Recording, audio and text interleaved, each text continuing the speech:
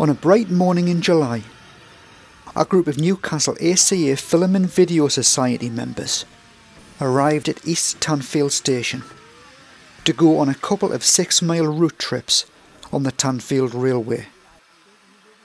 A dining car had been booked for the day, and buffet lunch and hot drinks were made available on our car. We all met at the station and waited for our steam engine, named Horden, to arrive. Parking was a breeze at East Tanfield, and the sun looked like it was trying to shine. We all felt that tinge of excitement when our train pulled up, and with calm endeavour, we found our carriage and headed straight to it. The Tanfield Railway staff were dressed in attire typical of between 1920 and 1950, which is the period that our railway represents. With everyone sat comfortably, and with a hoot of a whistle, our train ride set off on time. It may have been a different time period, and with a diesel engine rather than a steam, but this trip was reminiscent of me setting off as a child from Newcastle Central Station and heading for Whitley Bay.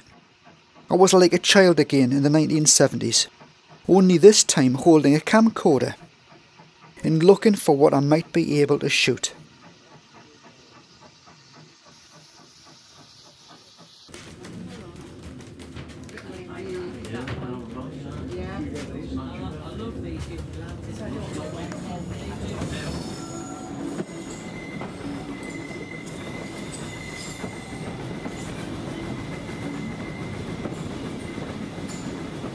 I did notice that my better half was happily sitting next to the food and drinks, but resisting opening what was in front of her. She knew I was watching.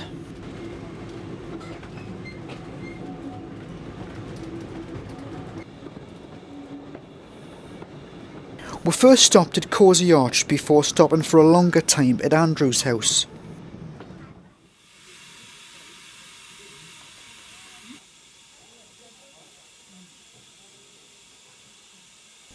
It was here that I noticed a worker on the line carrying a rather long piece of metal.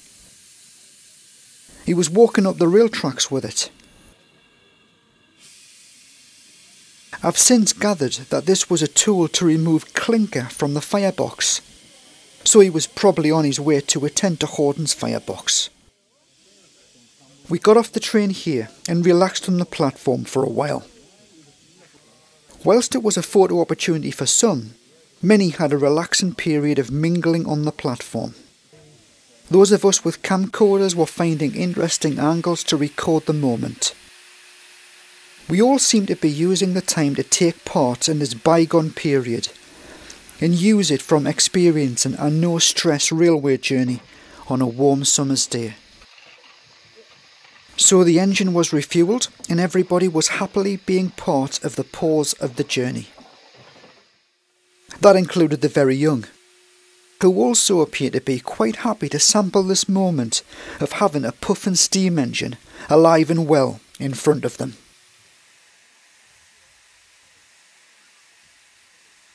The weather stayed dry for the whole day, which was a massive bonus. It did allow us to have a better view of the surrounding wooded countryside. Now, the views you get from a steam engine at Tanfield can't really be compared to some of the views across the routes of open countryside, with bridges, viaducts and rolling hills that are seen on some of the longer heritage train routes.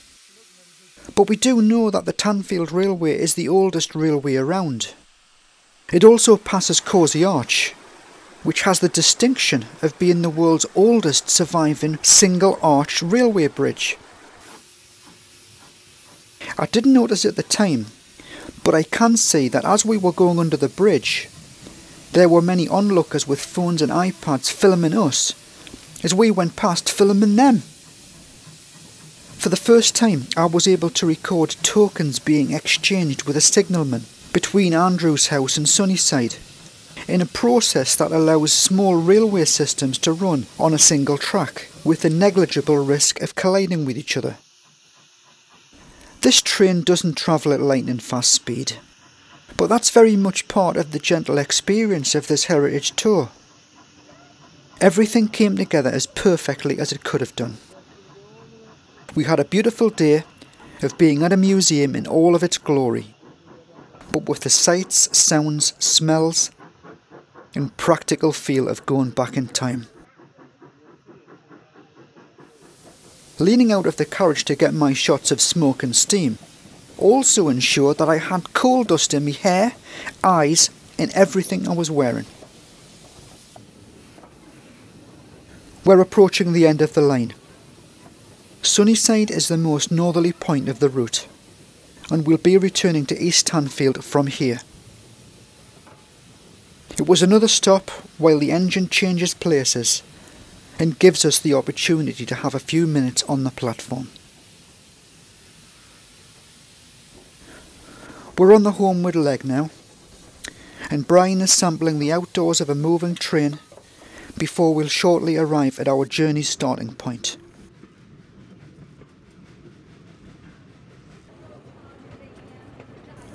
No one was disappointed with our dalliance with our local steam railway, and I'm sure we'll all want to come back.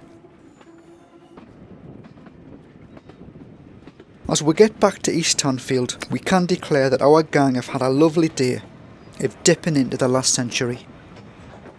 And to paraphrase dear old Arnie, we'll be back.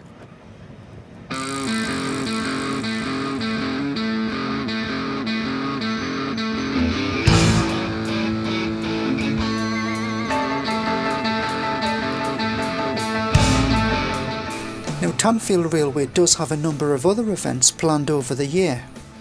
For instance, there are further heritage steam trips throughout the year, as we've just experienced here.